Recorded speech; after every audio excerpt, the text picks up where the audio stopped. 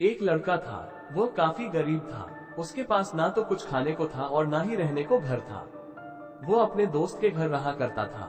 उसने एक छोटी सी कंपनी में पेंटिंग का काम करना शुरू कर दिया। धीरे धीरे उसके पास काफी पैसे भी हो गए। बाद में वो काफी धनी भी हो गया, लेकिन अभी भी उसके अंदर कुछ कमी का एहसास होता था। जब वो छोटा था तभी उसके माता पिता इस दुनिया से चले गए थे। उसने कभी प्रेम को नहीं जाना था। एक दिन जब वो अपने किसी काम से बाहर गया था तो उसे एक लड़की दिखी जो कि काफी अच्छी और खूबसूरत थी। लड़के ने लड़की को तुरंत घर के काम के लिए रख लिया। जब वो लड़की इस लड़के से मिलने आई थी तो उस समय इस लड़के ने कुछ शब्द भी साफ से नहीं बोल पा रहा था, जिससे लड़की को लगा कि यह लड़का गूंगा है। लड़का भी जान गया था कि यह लड़की हमें गूंगा समझती है। इसके साथ ही साथ ये लड़की समझ गई थी कि यह लड़का इस घर का नौकर है, ना कि मालिक है। अब जब भी यह लड़का उस लड़की के पास जाता तो गूंगा बन जाता है। धीरे धीरे वो लड़की इस लड़के पर काफी रहम खाने लगी।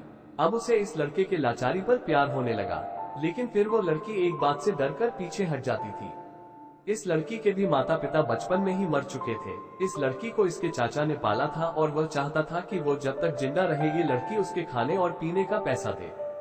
लड़की का प्रेम हद से भी बाहर जाने लगा। लड़के के एक खांसी पर भी वो लड़की दौड़े उस लड़के के पास पहुंच जाती थी। अब लड़का भी समझ गया कि इस लड़की को मुझसे प्रेम हो गया है। लड़का भी बहुत ज्यादा उस लड़की से प्रेम करता था। उसने पहले लड़की के बारे में सब कुछ पता किया। जब उसे सब पता चल गया तो वो बहुत रोने लगा, क्योंकि उसने गूंगे होने का झूठ बोला था।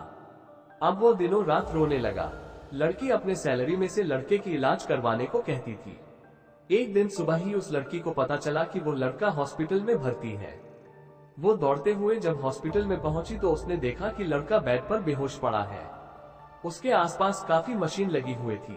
जब लड़की डॉक्टर के पास पहुंची तो वहां पर डॉक्टर ने उसे बताया कि लड़का अब बोल नहीं सकता है, उसने अपनी जीभ को कटाने की कोशिश की है। इसके साथ ही उस डॉक्टर ने उस लड़की को एक पत्र दिया। साथ ही मैंने तुमसे एक बहुत बड़ा झूठ बोला है कि मैं एक गूंगा हूँ। अब इस झूठ का प्रायश्चित करने के लिए मैं ऐसा काम करने जा रहा हूँ।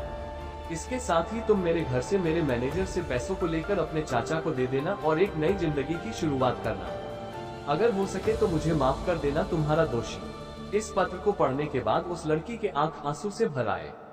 वो दौड़ते हुए मंदिर में गई। उसने भगवान के सामने कसम खाया कि जब तक वो लड़का बोलने नहीं लगता है तब तक वो कुछ नहीं खाएगी, भले ही वो मर क्यों न जाए। इधर डॉक्टर भी उस लड़के की इलाज कर रहे थे। ईश्वर ने दोनों के मन की बात काबूल कर लिए और अब लड़का बोलने लगा, लेकिन वो अपनी याददाश्त को खो गया। अब उसे कुछ भी नहीं याद था। अब इसके बाद लड़की ने उसके याददाश्त के लिए काफी कुछ किया, लेकिन याददाश्त न आ सका। अगर प्रेम की नींव को झूठ पर रखा जाए तो वो गिर ही जाता है।